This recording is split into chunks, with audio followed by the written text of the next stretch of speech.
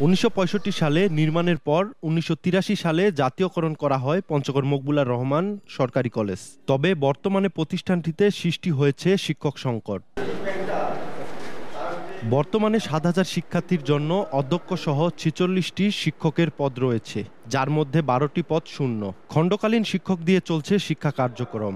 মানসম্মত পাঠদান হচ্ছে না বলে অভিযোগ শিক্ষার্থীদের। আমাদের কলেজের শিক্ষক যে ঘাটতিগুলো আছে, ঘাটতিগুলো পূরণ হতো, তাহলে এই ক্ষেত্রে আমাদের শিক্ষার মানটা আরো ভালো হতো। একাদশ দ্বাদশ শ্রেণী শুরু করে অনার্স পর্যন্ত সবারই সে একই সমস্যা।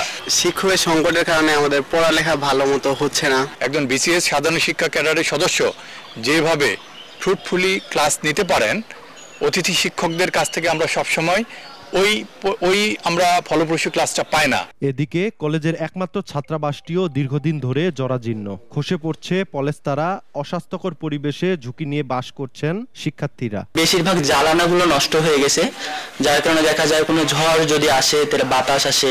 একটা ওয়াশরুমের প্রবলেম আছে, ওয়াশরুমগুলো একদম অকেজো হয়ে আছে দুই একটা। তবে শীঘ্রই শিক্ষক সংকট সহ সব সমস্যা সমাধানের আশ্বাস কর্তৃপক্ষের। এই মুহূর্তে আসলে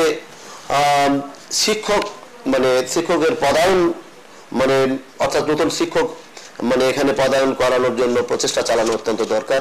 আমি এ ব্যাপারে সবার সহযোগিতা কামনা করছি। মকবুলার রহমান সরকারি কলেজে বর্তমানে উচ্চ মাধ্যমিকের পাশাপাশি 9টি বিষয়ে অনার্স ও 6টি বিষয়ে মাস্টার্স কোর্স চালু রয়েছে। সোহাগ হায়দার, সময় সংবাদ, পঞ্চগড়।